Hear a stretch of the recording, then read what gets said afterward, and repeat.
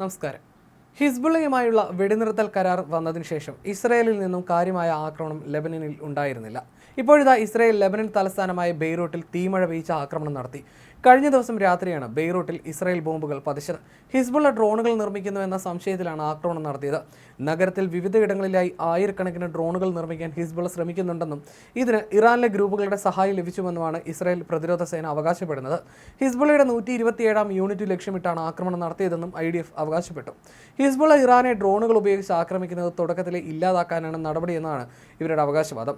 ബെയ്റൂട്ടിലെ UAV ഫാക്ടറികൾ ഇസ്രായേലിനും ലെബനനും തമ്മിലുള്ള ധാരണകളുടെ ലംഘനമാണെന്നാണ് Israel അവകാശപ്പെടുന്നത്.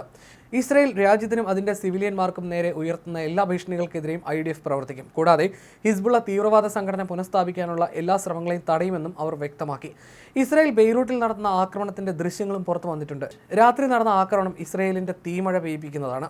ആക്രമണം നടത്തുന്ന സ്ഥലത്ത് നിന്ന് ഒഴിഞ്ഞു പോകാൻ പ്രദേശവാസികൾക്ക് നിർദ്ദേശം നൽകിയ ശേഷമാണ് ആക്രമണം നടത്തിയതെന്നാണ് ഇസ്രായേലിന്റെ അവകാശവാദം. ബെയ്റൂട്ടിലെ ദഹിയയിലാണ് ആക്രമണം നടത്തിയതെന്നാണ് IDF അവകാശപ്പെടുന്നത്. ആക്രമണം നടക്കുന്നതിന് മുമ്പായി തന്നെ പ്രദേശത്ത് നിന്ന് ആളുകൾ ഒഴിഞ്ഞുപോയി. ആക്രമണം ഭീതി വിതച്ചതോടെ നാട്ടുകാരും കടുത്ത സമ്മർദ്ദത്തിലാണ്. അതേസമയം വെടിനിർത്തൽ ലംഘിച്ച് ഇസ്രായേൽ ലെബനനെ ആക്രമിച്ചതിന് പ്രതികാരം ചെയ്യുമെന്ന് ഹിസ്ബുള്ളയും പ്രഖ്യാപിച്ചു. വെടിനിർത്തൽ ലംഘനം ഉണ്ടായത് ഇസ്രായേലിന്റെ ഭാഗത്തു നിന്നാണ്. അത് അനുവദിക്കാൻ കഴിയില്ലെന്നാണ് ഹിസ്ബുള്ള പറയുന്നത്. ഇപ്പോഴത്തെ സാഹചര്യത്തിൽ വീണ്ടും ഒരു യുദ്ധത്തിന്റെ സാധ്യത പോലും തള്ളിക്കളയാൻ കഴിയില്ല. നേരത്തെ ഗാസയിൽ ഇസ്രായേൽ യുദ്ധം പുനരാരംഭിച്ചതിന് പിന്നാലെയാണ് ലെബനനുമായും സംഘർഷം കനക്കുന്നത്. തെക്കൻ ലെബനനിലെ 2 പട്ടണങ്ങളിൽ ഇസ്രായേൽ പീരങ്കി ആക്രമണം അടക്കം നടത്തി. 14 മാസം നീണ്ടുനിന്ന ഇസ്രായേൽ ഹിസ്ബുള്ള ഏറ്റുമുട്ടലുകൾക്ക് താൽക്കാലിക വിരാമമിട്ട് കഴിഞ്ഞ നവംബറിലാണ് വെടിനിർത്തൽ കരാർ നിലവിൽ വന്നത്. ലെബനന്റെ വിവിധ പ്രദേശങ്ങളിൽ നിന്ന് ഒഴിഞ്ഞുപോയ ജനങ്ങൾ വെടിനിർത്തൽ കരാർ നിലവിൽ വന്നതോടെ വീടുകളിലേക്ക് മടങ്ങിയിരുന്നു. ദക്ഷിണ ലെബനനിൽ ആയുധങ്ങളടക്കമുള്ള ഹിസ്ബുള്ളയുടെ സാന്നിധ്യം ഉണ്ടാകരുതെന്നും ഇസ്രായേലി സൈന്യം അതിർത്തിയിൽ നിന്ന് പിന്മാറണമെന്നുമായിരുന്നു വെടിനിർത്തലിലെ ധാരണ. എന്നാൽ ലെബനൻ ഡ്രോണുകൾ ഉപയോഗിച്ച് ആക്രമണത്തിന് തയ്യാറെടുക്കുന്നതാണ് തിരിച്ചടിക്ക് ഇസ്രായേലിനെ പ്രേരിപ്പിച്ചത്. അതിനിടെ ഗാസയിൽ ദുരിതാശ്വാസ സഹായം എത്തിക്കാൻ പുറപ്പെട്ട സ്വീഡിഷ് പരിസ്ഥിതി പ്രവർത്തക ഗ്രറ്റ തുൻബർഗിന്റെ നേതൃത്വത്തിലുള്ള ഫ്രീഡം ഫ്ലോട്ടില ഗ്രൂപ്പിനെ തടയുമെന്ന് ഇസ്രായേൽ മുന്നറിയിപ്പ് നൽകിയിരുന്നു. ഗ്രറ്റയും 11 ഫലസ്തീൻ അനുകൂല പ്രചാരകരുമാണ് ഞായറാഴ്ച ഇറ്റലിയിലെ കറ്റാനിയയിൽ നിന്ന് പുറപ്പെട്ടത്. ആക്ടിവിസ്റ്റ് ഗ്രൂപ്പായ ഫ്രീഡം ഫ്ലോട്ടിലയുടെ മാഡ്ലിൻ എന്ന കപ്പലിലാണ് യാത്ര.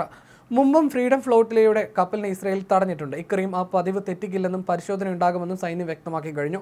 കപ്പലിനെ ഇസ്രായേൽ സേന ആക്രമിക്കുമെന്ന് വ്യക്തമല്ല. എന്നാൽ തങ്ങളെ ഒരു ഡ്രോൺ പിന്തുടരുന്നുണ്ടെന്ന ജാഗ്രതാ സന്ദേശം മാഡ്ലീനിലെ ഒരു ഫ്രീഡം ഫ്ലോട്ടിലെ പ്രവർത്തക പോസ്റ്റ് ചെയ്തു. മാൾട്ട തീരത്തിനടുത്ത് കഴിഞ്ഞ മാസം മറ്റൊരു ഫ്രീഡം ഫ്ലോട്ടിലെ കപ്പലിന് നേരെ 2 ഡ്രോണുകളുടെ ആക്രമണം ഉണ്ടായിരുന്നു. ഗാസയ്ക്ക് കുറച്ച് സഹായം എത്തിക്കുന്നതിനൊപ്പം അവിടുത്തെ ഗുരുതരമായ മാനുഷിക പ്രശ്നത്തിൽ രാജ്യാന്തര തലത്തിൽ ബോധവൽക്കരണം നടത്തുകയും ഗ്രൂപ്പിന്റെ ലക്ഷ്യമാണ്.